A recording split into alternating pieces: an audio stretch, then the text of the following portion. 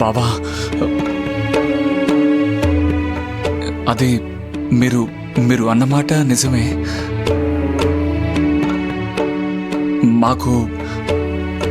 మాకిప్పుడు ధైర్యం వచ్చింది. అప్పు తీర్చగలమన్న నమ్మకం ఉంది.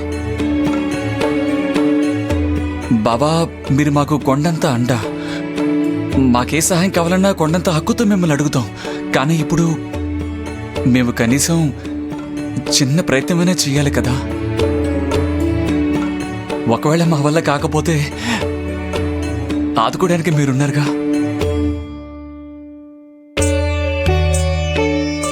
ఏంటి శివప్ప, భోజనం పూర్తయిందా? అన్నయ్య మీరా? రామకృష్ణ హరే. రామకృష్ణ హరే. జీవా, ఎలా ఉన్నావు? బాగున్నాను అన్నయ్య. అవును, నీ భుజం ఇప్పుడు ఎలా ఉంది? భుజమా?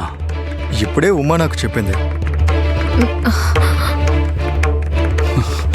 నేను అబద్ధమాడానని మహాజన్ అన్నయ్యకి తెలిసిపోతుంది. పాండురంగా,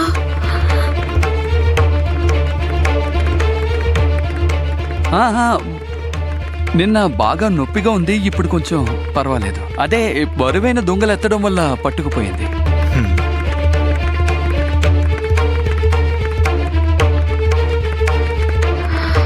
పాండురంగా.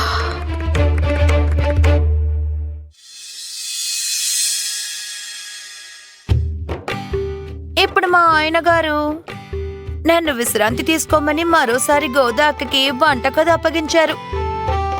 పాప ఆవిడ ఏనుగెక్కినంత సంబరపడిపోయింది. అది కూడా మంచిదే. ఆవిడలాగా నేను జీవితాంతం వంటింటి కుందేల్లాగా బ్రతకలేను. నా వల్ల కాదు.